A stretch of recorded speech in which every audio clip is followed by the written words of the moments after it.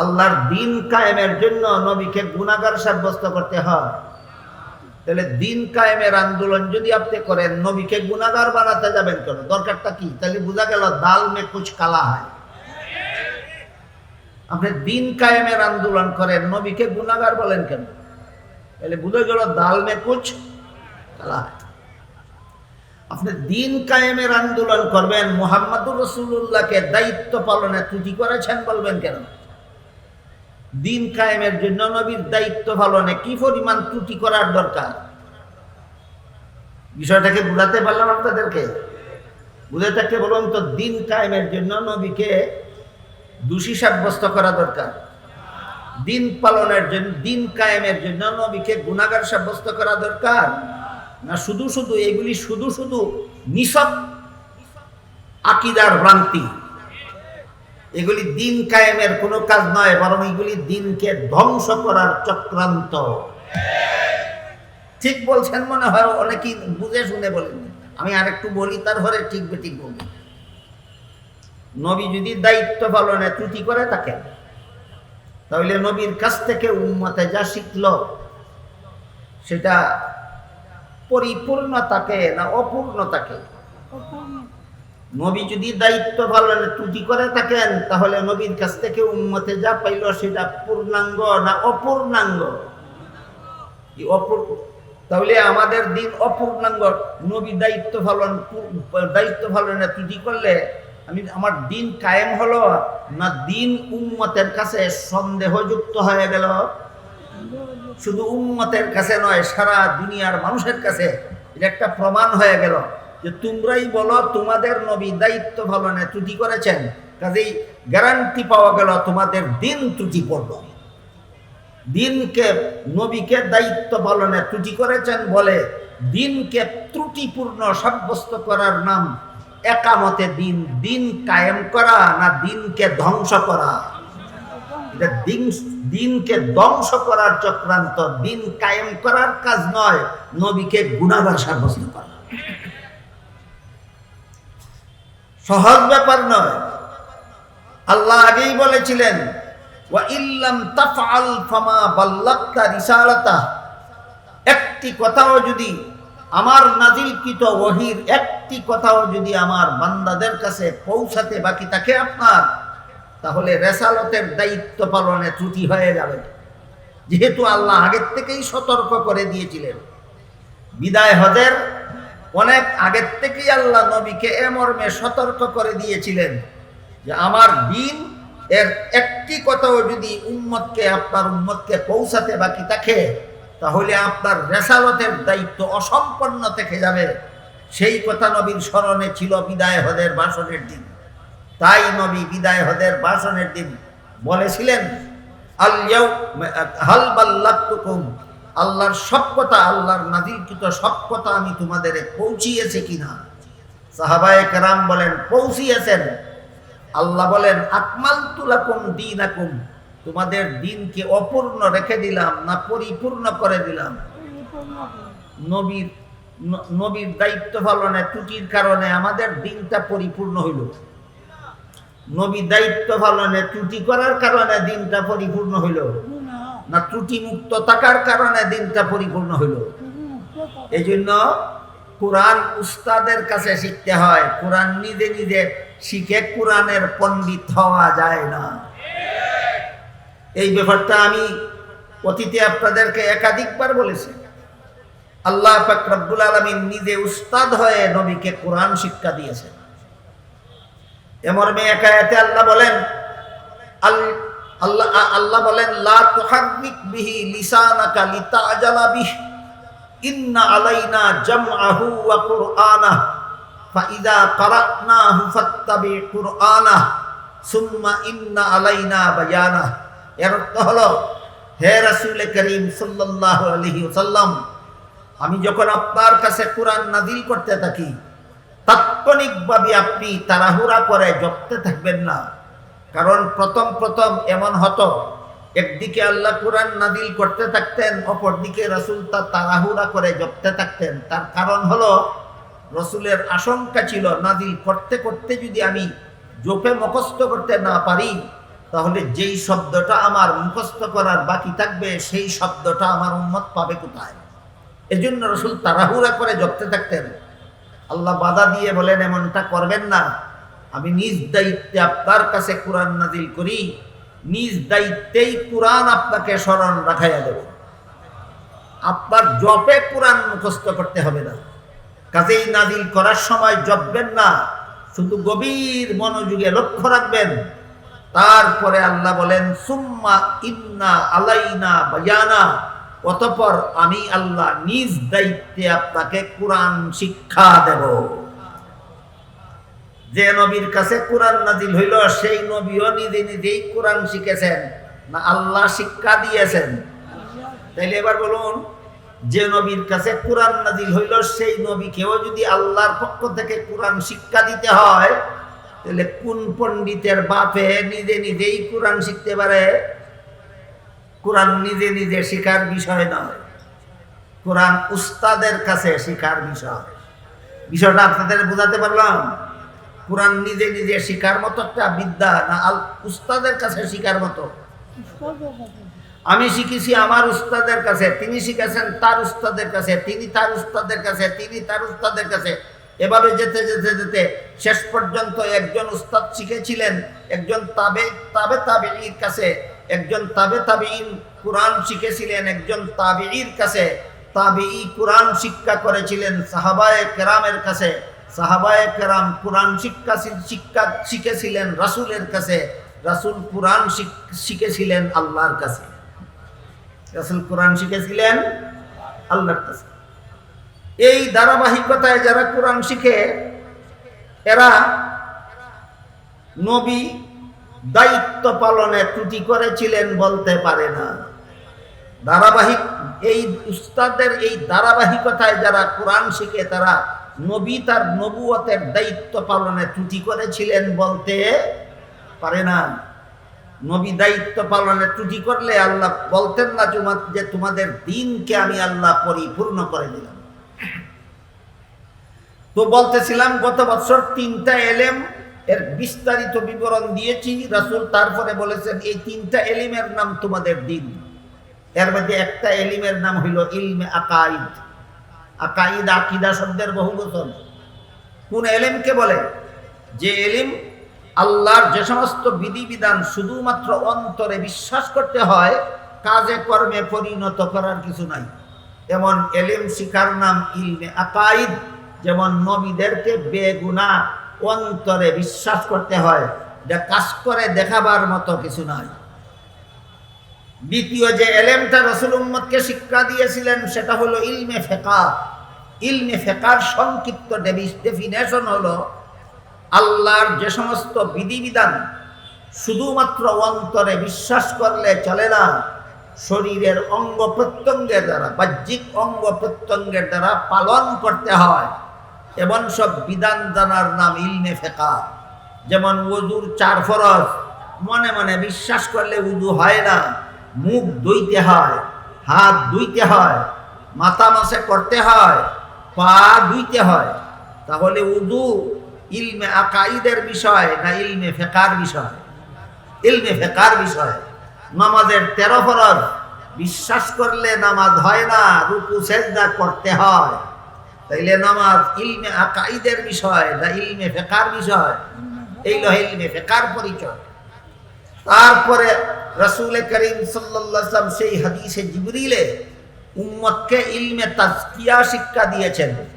ইলমে তাজকিয়ার সংক্ষিপ্ত পরিচয় হলো আল্লাহর যে সমস্ত বিধিবিধান শুধু অন্তরে বিশ্বাস করলেও চলে না, শরীরের বাহ্যিক অঙ্গ প্রত্যঙ্গের দ্বারা পালনও করা যায় না, বরং আল্লাহর যেসব বিধিবিধান বিশ্বাসও করতে হয় অন্তরের দ্বারা, পালনও করতে হয় অন্তরের দ্বারা, এসব বিধিবিধান জানার নাম ইলমে তাজকিয়া।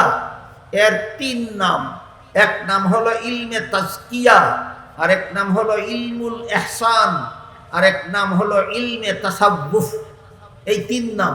তো 3 নাম বললে আপনারা হয়তো সবটা স্মরণ রাখতে পারবেন না, এই জন্য আপাতত আমরা একটা নামই স্মরণ রাখি, ইলমে তাজকিয়া। ইলমে তাজকিয়া আল্লাহর ওই সমস্ত বিধান জানার নাম যেসব বিধান অন্তরে বিশ্বাস করলেও চলে না আর বাহ্যিক অঙ্গের দ্বারা পালনও করা যায় না, বরং বিশ্বাসও করতে হয় অন্তরের দ্বারা, পালনও করতে হয় অন্তরের দ্বারা। এর একটা উদাহরণ আল্লাহ পাক রব্বুল আলামিন বলেন, কাদ আফলাহাল মুমিনুন আল্লাযীনা হুম ফি সালাতিহিম খাশিউন। ওই সমস্ত মুমিনগণ সফল যারা নামাজে আল্লাহর ধ্যানে মগ্ন এবং আল্লাহর ভয়ে ভীত থাকে। এবার বলেন, আল্লাহর ধ্যানে মগ্ন হয় চেহারার দ্বারা না, হাতের দ্বারা না, পায়ের দ্বারা না, কানের দ্বারা না, চোখের দ্বারা না, জিহ্বার দ্বারা না, অন্তরের দ্বারা। নামাজে আল্লাহর ধ্যানে মগ্ন থাকো, এটা আল্লাহর বিধান। এই বিধানটা পালন করতে হয় কিসের দ্বারা? অন্তরের দ্বারা। নামাজে আল্লাহর ভয়ে ভীত থাকো, এটা আল্লাহর বিধান। বলুন, আল্লাহর ভয়ে ভীত থাকতে হয় কিসের দ্বারা? অন্তরের দ্বারা। এই জন্য ইলমে তাজকিয়ার সহজ পরিচয়, আল্লাহর যে সমস্ত বিধান শুধু অন্তরে বিশ্বাস করলে চলে না এবং বাহ্যিক অঙ্গের দ্বারা পালন করা যায় না, বরং যে সমস্ত বিধান বিশ্বাসও করতে হয় অন্তরের দ্বারা, পালনও করতে হয় অন্তরের দ্বারা, এইসব বিধান জানার নাম ইলমে তাজকিয়া। তিনটা ইলম শিক্ষা দিয়া রাসূল বলেন, হুয়া জিবরিলু আতাকুম ইউআল্লিমুকুম দীনাকুম। এই তিনটা ইলম তোমাদের দিন, একথা শিক্ষা দেওয়ার জন্য জিবরিল এসেছিলেন। তাহলে এই হাদিসে রাসূল করিম সাল্লাল্লাহু আলাইহি ওয়াসাল্লাম আমাদের কতটা জিনিসকে, কতটা ইলমকে আমাদের দিন বলেছেন? তিনটা ইলম। ইলমে আকাইদ, ইলমে আকাইদ আমাদের দিন, ইলমে ফিকহ আমাদের দিন, ইলমে তাজকিয়া আমাদের দিন। এবার বলেন, আকাইদ কোন শব্দের বহুবচন? আকিদা। ভ্রান্ত আকিদা সমূহ পোষণ করার নাম দিন না বদ্দিন? তাহলে বিশুদ্ধ দিন কোনটা? বিশুদ্ধ আকিদা। বদ আকিদার নাম বদ্দিন, বিশুদ্ধ আকিদার নাম বিশুদ্ধ দিন। রাসূল গলত আকিদাকে আমাদের দিন বলেননি, রাসূল সহি আকিদাকে আমাদের দিন বলে দিয়েছেন। কোন আকিদা দিন? গলত আকিদা দিন না সহি আকিদা দিন? সহি আকিদা। নবীগণ সম্পর্কে একটা অনেকগুলি সহি আকিদা আছে, পাশাপাশি ভ্রান্ত আকিদাও আছে। সবগুলি আমি একদিনে বলতে পারি না। আপাতত আজকের মতো শুনুন, নবীগণ সম্পর্কে যত সহি আকিদা আছে, এর মধ্যে একটা আকিদার বিবরণ দিয়া, সার্বজনীন নবীগণের একটা সার্বজনীন গুণের ঘোষণা দিয়া আল্লাহ কুরআনে বলেছেন, লা ইয়ানালু আহদিজ জালিমিন। গুনাহগারদেরকে আমি নবী বানাই না, আর যাদেরকে নবী বানাই তারা জীবনে কোনোদিন গুনাহ করেন না। এখান থেকে একটা ইসলামের একটা বিশুদ্ধ আকিদা সাব্যস্ত হয়েছে। ইলমে আকাইদের কিতাবে লেখা আছে, নবীগণ আজীবন বেগুনাহ। নবীগণ আজীবন বেগুনাহ, এটা একটা সহি আকিদা, মুসলমানদের একটা সহি আকিদা। মন গড়াভাবে প্রমাণিত না কুরআনের ভিত্তিতে? কুরআনের ভিত্তিতে, হাদিসের আলোকে ইলমে আকাইদের যত বিষয়, ইলমে আকাইদের অংশ, এর মধ্যে একটা বিষয় হলো নবীগণ বেগুনাহ হয়ে থাকেন। এটা একটা আকিদা। সুতরাং নবীগণকে বেগুনাহ বিশ্বাস করার নাম দিন। নবীগণকে দায়িত্ব পালনে ত্রুটি করেছেন, নবীগণকে গুনাহগার সাব্যস্ত করা দিন নয়, বদ্দিন। আকিদা পোষণ করবেন বদ্দিনী, আর আন্দোলনের দাবি করবেন দিন কায়েমের। এটার মধ্যে তো মিল খুঁজে পাওয়া যায় না। মিল না গরমিল? এই গরমিলটাকে আমি বলেছি দাল মে কুছ কালা হয়, দাল মে কুছ কালা হয়। আমার এতক্ষণের কথা যারা শুনেছেন, বুঝেছেন? বলুন, নবীগণকে গুনাহগার সাব্যস্ত করা, নবী দায়িত্ব পালনে ত্রুটি করেছেন মনে করা দিন না বদ্দিন? এটার নাম দিন কায়েম নয়, এটার নাম বদ্দিনী। এটার নাম দিন কায়েম করা না, এটার নাম বদ্দিনী। দিন নষ্ট করা, দিন ধ্বংস করা, দিনের ব্যাপারে গোটা উম্মতের অন্তরে সন্দেহ সৃষ্টি করে দেওয়া, এমনকি বেদিন কাফিরদেরকে সুযোগ করে দেওয়া যে তোমরাই তো বলো তোমাদের নবী দায়িত্ব পালনে ত্রুটি করেছেন, সুতরাং দিনের যেসব কাজে ত্রুটি করেছেন সেই সব কাজ তোমাদের ভ্রান্ত, তোমাদের দিন সঠিক দিন নয়। এমন ফাঁক ফুকর আল্লাহ এবং আল্লাহর রাসূল কুরআন হাদিসে রাখেননি। নবীকে এইভাবে দোষী সাব্যস্ত করে দেওয়া, যে দায়িত্ব পালনে ত্রুটি করেছেন, এই ফাঁক ফুকর আল্লাহ রাখেননি। আল্লাহ আগেই বলে দিয়েছেন, একটা কথাও যদি পৌঁছাবার বাকি থাকে আপনার দায়িত্ব পালন হবে না। বিদায় হজের ভাষণের দিনে নবী লক্ষ ছাত্রদের জিজ্ঞেস করেন, আমি সব কথা পৌঁছিয়েছি কিনা? তারা বলেন পৌঁছিয়েছেন। এই দিনই আল্লাহ আয়াত নাযিল করে বলেন, আল ইয়াউমা আকমালতু লাকুম দীনাকুম, তোমাদের দিনকে আমি আল্লাহ অপূর্ণ রাখিনি, পরিপূর্ণ করে দিয়েছি। নবী কিছু কথা পৌঁছাবার বাকি রাখার কারণে, তোমাদের দিনকে আমি আল্লাহ পরিপূর্ণ করে দিয়েছি, নবী কিছু কথা পৌঁছাতে বাকি রাখার কারণে, দায়িত্ব পালনে ত্রুটিকে থাকার কারণে, না ত্রুটি মুক্ত দায়িত্ব পালনের কারণে?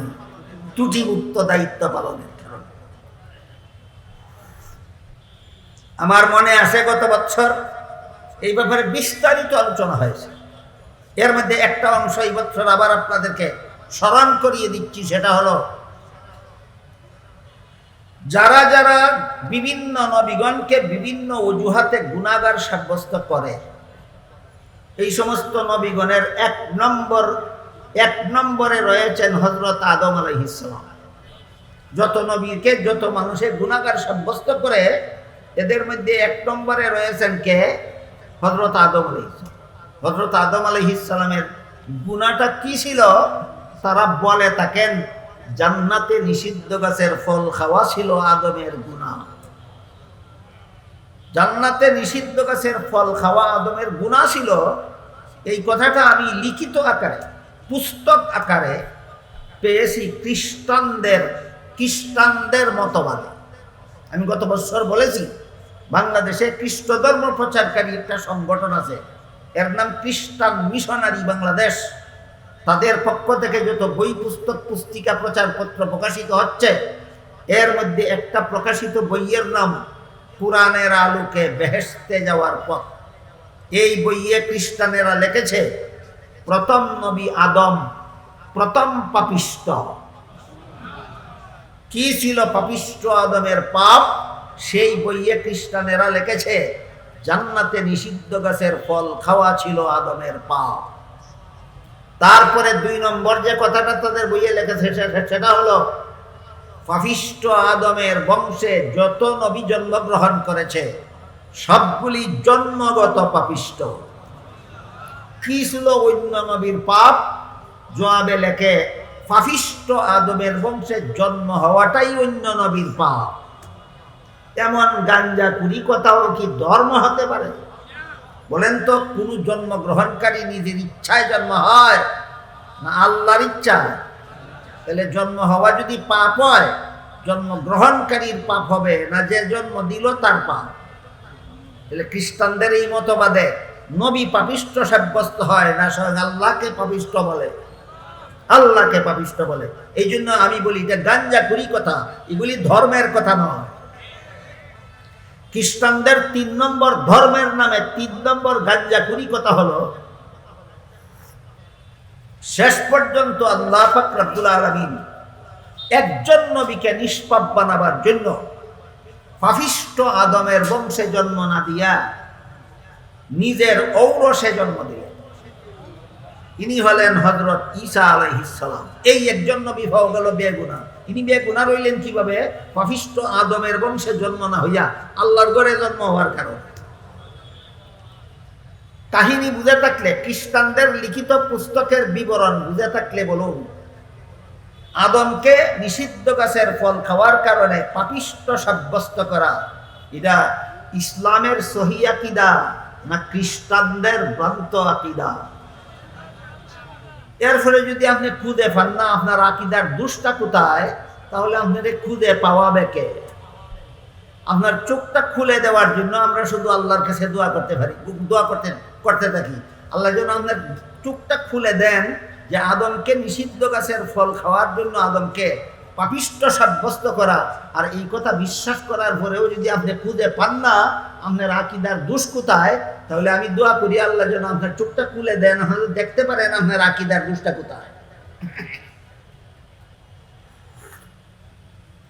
সুতরাং নিষিদ্ধ গাছের ফল খাওয়ার ঘটনাকে আদমের গুনাহগার হওয়া, আদমকে গুনাহগার সাব্যস্ত করার দলিল দেওয়া এটা মুসলমানের কাজ নয়, এটা খ্রিস্টানদের কাজ। প্রমাণ সহ, রেফারেন্স সহ, বুঝলেন কিনা? তাহলে এখানে এসে প্রশ্ন দেখতে পারে, তাহলে ইসলাম ধর্মের বিধান মতো, ইসলামের বিশুদ্ধ আকীদা মতো নিষিদ্ধ গাছের ফল খাওয়ার বিধান কি? ইসলামে বিশুদ্ধ আকীদা মতে, ইসলামের বিশুদ্ধ আকীদা মতে জান্নাতে আদমের নিষিদ্ধ গাছের ফল খাওয়ার বিধান কি? তাফসীরের কিতাবে লেখা আছে। যে সমস্ত তাফসীরের কিতাব নির্ভরযোগ্য তাফসীরের কিতাব, সূচনাকাল থেকে আকাবিরিনে উম্মত যত তাফসীরের কিতাব লিখেছেন সবগুলি তাফসীরের কিতাবে মুদাল্লাল মুফাসসাল বিস্তারিত দলিল প্রমাণ সহ আদমের নিষিদ্ধ গাছের ফল খাওয়ার বিশুদ্ধ ব্যাখ্যা পেশ করেছেন। গতবার আমি আপনাদেরকে 1-2টা ব্যাখ্যা শুনিয়েছিলাম, আজকে আবার স্মরণ করিয়ে দিচ্ছি।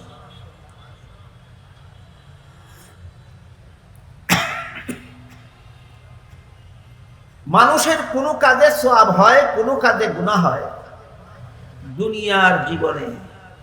বলুন কোন জীবনে? দুনিয়ার জীবনে। দুনিয়াতে আসার আগেও কোনো কাজে সওয়াব গুনাহ নাই, দুনিয়ার থেকে বিদায় হয়ে যাওয়ার পরেও কোনো কাজে সওয়াব নাই, গুনাহ নাই।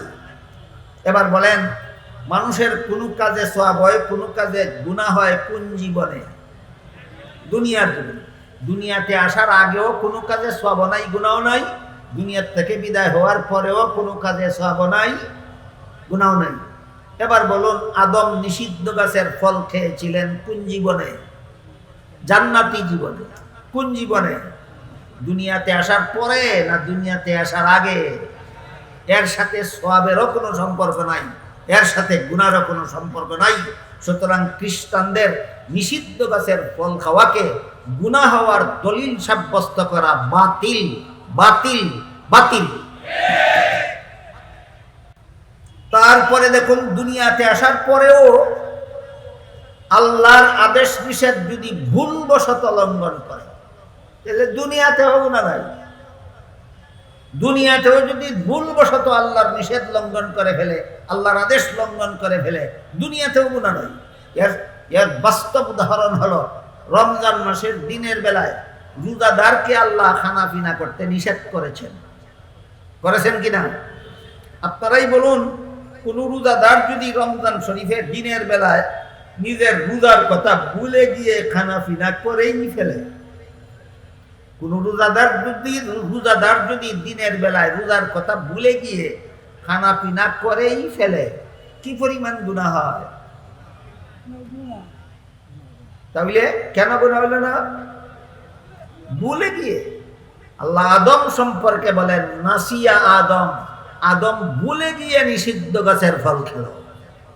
তুমি ভুলে গিয়ে আল্লাহর নিষেধ লঙ্ঘন করলে গুনাহ হয় না, আর তোমার বাবার বাবার বাবা 14 গোষ্ঠীর বাবা আদমে ভুলে গিয়ে নিষিদ্ধ গাছের ফল খেলে গুনাহ হয়।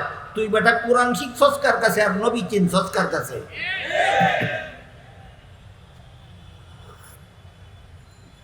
এই জন্য আহলে সুন্নাত ওয়াল জামাতের প্রসিদ্ধ আকীদা বিশ্বাসগুলির মধ্যে একটা আকীদার নাম হলো ইসমতে আম্বিয়া। আহলে সুন্নাত ওয়াল জামাতের প্রসিদ্ধ আকীদা বিশ্বাসগুলির মধ্যে থেকে একটা প্রসিদ্ধ আকীদার নাম হলো ইসমতে আম্বিয়া। ইসমতে আম্বিয়া কথার মর্মই হলো সমস্ত নবী রাসূলগণ আজীবন বেগুনাহ। সমস্ত নবী রাসূলগণ আজীবন বেগুনাহ। শুধু আদম একটা গুনাহ করেছিলেন জান্নাতে নিষিদ্ধ গাছের ফল খাওয়ার মাধ্যমে। অত হ্যাঁ বলুন নাইলে না বলুন, একটা কিছু বলুন।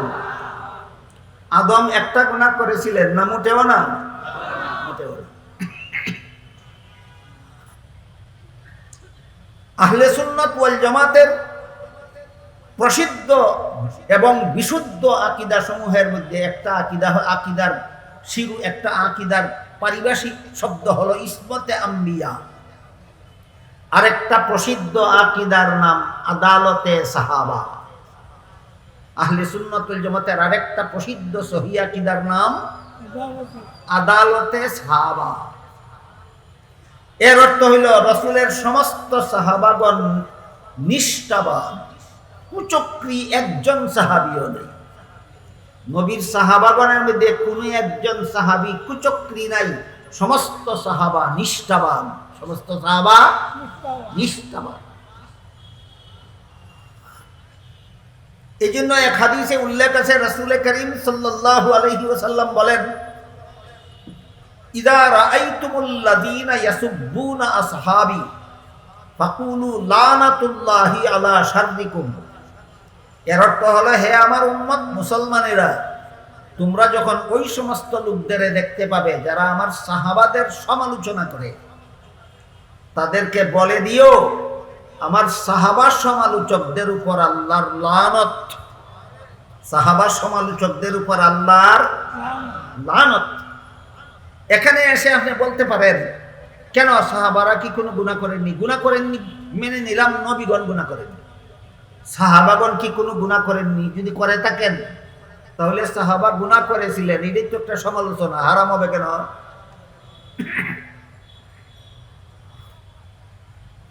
কত পরিষ্কার জবাব দিয়েছেন আল্লাহ কোরআনে, হারাম হবে কেন এই কথা। দেখেন আল্লাহ বলেন, ইন্নাল্লাযীনা ইয়াগুদ্দুনা আসওয়াতাহুম ইনদা রাসূলিল্লাহি উলাইকাল্লাযীনা ইমতাহানাল্লাহু কুলুবাহুম লিত্তাকওয়া লাহুম মাগফিরাতুন ওয়া আজরুন আযীম। আল্লাহ বলেন, নিশ্চয়ই যারা রাসূলের দরবারে আস্তে কথা বলে। বলতে পারেন কেউ রাসূলের দরবারে গেলে আস্তে কথা বলে কারা? সাহাবায়ে। আবু জাহেল রাসূলের দরবারে গিয়েছে, আস্তে কথা বলেননি। আর আমরা রাসূলের জীবদ্দশায় দরবারে যাওয়ার সুযোগই পাইনি। সুতরাং রাসূলের দরবারে গিয়ে আস্তে কথা বলেছে, এই কথার বাস্তবায়ন একমাত্র সাহাবায়ে কেরাম। আগে লম্বা কাহিনী আছে, এটা আমার বলার সময় নাই। ওই কাহিনীর দ্বারা সুস্পষ্টভাবে সাব্যস্ত, এখানে আল্লাহ সাহাবায়ে কেরামদের কথা বলেছে। আল্লাহ বলেন, নিশ্চয়ই যারা রাসূলের কাছে গেলে আস্তে কথা বলে, তাদের অন্তরকে আল্লাহ তাকওয়ার ব্যাপারে পরীক্ষা করেছে। পরীক্ষার ফলাফল ঘোষণা দিয়ে আল্লাহ বলেন, লাহুম মাগফিরাতুন। আমার নবীর সাহাবাগণ অতীত জীবনে যত গুনাহ খাতা করেছিলেন, আল্লাহ এবং আল্লাহর রাসূলের পক্ষ থেকে তাদেরকে সংশোধন করে দেওয়ার পরে তারা সন্তোষজনকভাবে সংশোধিত হয়ে গেছিলেন। বুঝে থাকলে এবার বলুন, সাহাবাগণ অতীত জীবনে গুনাহ খাতা করেননি না করেছিলেন? করেছিলেন। আল্লাহ যখন সংশোধন করে দিলেন, রাসূল যখন সংশোধন করে দিলেন, তখন তারা সন্তোষজনকভাবে সংশোধিত হয়ে গেছিলেন। তাদের সংশোধন হয়ে যাওয়ার পর সন্তুষ্ট হয়ে আল্লাহ বলেন, লাহুম মাগফিরাতুন। তাদের অতীতের সব গুনাহ মাফ, অতীতের সব গুনাহ মাফ, অতীতের সব গুনাহ মাফ। এমর্মে এক হাদিসে রাসূল করিম সাল্লাল্লাহু আলাইহি ওয়াসাল্লাম বলেন, আত-তাইবু মিনাজ যামবি কামাল্লা যামবা লাহু। যে ব্যক্তি যথারীতি তওবা করে গুনাহ ছেড়ে দেয়, সে আবারও বেগুনাহ হয়ে যায়। আবারও গুনাহ করার আগে একবার বেগুনাহ ছিল, গুনাহ করার পরে গুনাহগার হইল, তওবা কইরা গুনাহ মাফ করে নিল, আরো গুনাহগার রইল না, আবার বেগুনাহ হইল। হ্যাঁ, আবার বেগুনাহ হইল। গুনাহ করার আগে ছিল বেগুনাহ, গুনাহ করার পরে হইল গুনাহগার। তওবা করার কারণে সব গুনাহ আল্লাহ মাফ করে দিলেন, এখনো গুনাহগার রইল না, আবারও বেগুনাহ হইল। সাহাবাগণ এই ধরনের বেগুনাহ। নবীগণ জীবনে কোনো সময় গুনাহ না করে বেগুনাহ, আর সাহাবাগণ জীবনের সব গুনাহ মাফ করাইয়া বেগুনাহ। এক ধরনের বেগুনাহ না দুই ধরনের বেগুনাহ? প্রথম প্রকারের বেগুনাহকে আহলে সুন্নাত ওয়াল জামাতের পরিভাষায় মাসুম বলা হয়, আর দ্বিতীয় প্রকার বেগুনাহকে আহলে সুন্নাত ওয়াল জামাতের পরিভাষায় মাগফুর বলা হয়। আম্বিয়ায়ে কেরাম মাসুম আর সাহাবায়ে কেরাম মাগফুর। আমি বুঝাতে পারলাম কিনা আমাকে আমি পরীক্ষা করার জন্য আপনাদের জিজ্ঞাসা করব। মাসুম অর্থ কি? তওবা করে গুনাহ মাফ করাইয়া বেগুনা না আজীবন বেগুনা? আর মাগফুর অর্থ কি? গুনাহ না করে বেগুনা না তওবার দ্বারা সব গুনাহ মাফ করাইয়া বেগুনা? তওবার দ্বারা সব গুনাহ মাফ করাইয়া বেগুনা। এবার বলুন, যাদের তওবার কারণে আল্লাহ সব গুনাহ মাফ করে দিলেন, এর মানে হইল দোষী রইলেন না নির্দোষ হইলেন? এখন যে তুমি দুশ্চেষ্টা করো, সমালোচনা করো, এইটাই আহলে সুন্নাত ওয়াল জামাতের বিধান মতে, ইলমে আকাইদের বিধান মতে সাহাবাদের সমালোচনা করা হারাম। আহলে সুন্নাত ওয়াল ইলমে আকাইদের বিধান মতে সাহাবাদের সমালোচনা করা হারাম। কেন? মুছে ফেলা হয়েছে গুনাহগুলি, সমালোচনার অধিকার নয়। আপনি যদি সাহাবীর সমালোচনা করেন আর খুঁজে পান না আপনার আকীদার দোষ কোথায়, দেখাবে কে? কে দেখাবে? আমি দোয়া করি আল্লাহ যেন আপনার চোখে দেখার তৌফিক দান করেন যে আপনার আকীদার দোষটা কোথায়। নবীগণকে গুনাহগার মনে করাটাই আকীদার দোষ। নবী দায়িত্ব পালনে ত্রুটি করেছিলেন মনে করাটাই আকীদার দোষ। সাহাবায়ে কেরামের সমালোচনা করাকে হালাল মনে করাটাই আকীদার দোষ। এই দোষগুলির নাম দিন প্রতিষ্ঠা নয়, এই দোষগুলির নাম দিনকে জাতির সামনে সন্দিহান করে দেওয়া, দিনকে নড়বড়ে করে দেওয়া, দিনকে ধ্বংস করে দেওয়ার নামান্তর।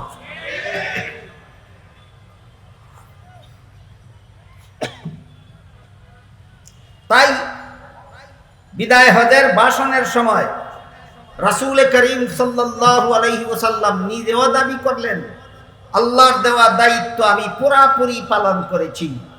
সাহাবাগণ সাক্ষ্য দিলেন, আল্লাহর দেওয়া দায়িত্ব রাসূল পুরাপুরি পালন করেছেন। শুধু আল্লাহ বলেছেন আকমালতু, অপূর্ণ রেখে দিলাম। আকমালতু অর্থ অপূর্ণ রেখে দিলাম না পরিপূর্ণ করে দিলাম। নবী যদি ওহী পৌঁছানোর দায়িত্বে ত্রুটি করে থাকেন, তে আল্লাহর দিন পরিপূর্ণ হয় কিভাবে? কাজেই পরিষ্কার হয়ে গেল, তিনটা সাক্ষীর দ্বারা প্রমাণিত নবী দায়িত্ব পালনে ত্রুটি করার আকীদা ভ্রান্ত। তিন দলিলের দ্বারা প্রমাণিত নবী দায়িত্ব পালনে ত্রুটি করার আকীদা ভ্রান্ত। এক নম্বর দলিল সাহাবায়ে কেরামের সাক্ষ্য, দুই নম্বরের দলিল স্বয়ং রাসূলের সাক্ষ্য, তিন নম্বরের দলিল স্বয়ং কোরআনের আয়াত আকমালতু আকমালতু আকমালতু, পরিপূর্ণ করে দিলাম, পরিপূর্ণ করে দিলাম, পরিপূর্ণ করে দিলাম। বলেছিলাম এই আয়াতাংশে তিনটা কথা আমাদের ব্যাখ্যা সাপেক্ষে বুঝতে হবে। একটা হলো আজকে বলতে কোন দিন, দ্বিতীয়টা হলো আমাদের দিন বলতে আল্লাহ কি বুঝালেন, আর তৃতীয়টা হলো পরিপূর্ণ বলতে কি বুঝালেন। আমার এক কথা এতক্ষণ যারা শুনেছেন বুঝেছেন একটু দয়া করে বলবেন যে আল্লাহ যে বললেন আজকে তোমাদের দিনকে পরিপূর্ণ করে দিলাম, এখানে আজকে বলতে কোন দিন? রাসূলের বিদায় হজের ভাষণের দিন। সন তারিখটা 10ম হিজরি সন জিলহজ মাসের 9 তারিখ শুক্রবার আসরের সময়। ভুলে যাবেন না আজকে বলতে কোন দিন। সূরা মায়েদার 3 নম্বর আয়াতের যে অংশ আমি আপনাদের সামনে তিলাওয়াত করেছি, এতে আল্লাহ বলেন আজকে তোমাদের দিনকে আমি আল্লাহ পরিপূর্ণ করে দিলাম। এখানে আজকে কথাটা ব্যাখ্যা সাপেক্ষ, আমাদের দিন শব্দটা ব্যাখ্যা সাপেক্ষ, পরিপূর্ণ শব্দটা ব্যাখ্যা সাপেক্ষ। আজকে শুধু আজকে শব্দের ব্যাখ্যাটা শুনলাম, বুঝলাম যে এখানে আল্লাহ আজকে বলতে কোন দিন বুঝালেন? রাসূলের বিদায় হজের ভাষণের দিন, সন তারিখ 10ম হিজরি সনের জিলহজ মাসের 9 তারিখ শুক্রবার আসরের সময়। ইনশাআল্লাহ কালকে আমরা বোঝার চেষ্টা করব আমাদের দিন বলতে আল্লাহ এখানে কি বুঝালেন। আল্লাহ আপনাদের আমাদের সবাইকে আল্লাহর কোরআনের তাফসীরের আলোকে সমাজে বিরাজমান যাবতীয় বিভ্রান্তি এবং যাবতীয় সমস্যাবলীর সমাধান বুঝে নেওয়ার তৌফিক দান করুন। সবাই বলুন আমিন। সুবহানা রাব্বিকা রাব্বিল ইজ্জাতি আম্মা ইয়াসিফুন ওয়া সালামুন আলাল মুরসালিন আলহামদুলিল্লাহি রাব্বিল আলামিন।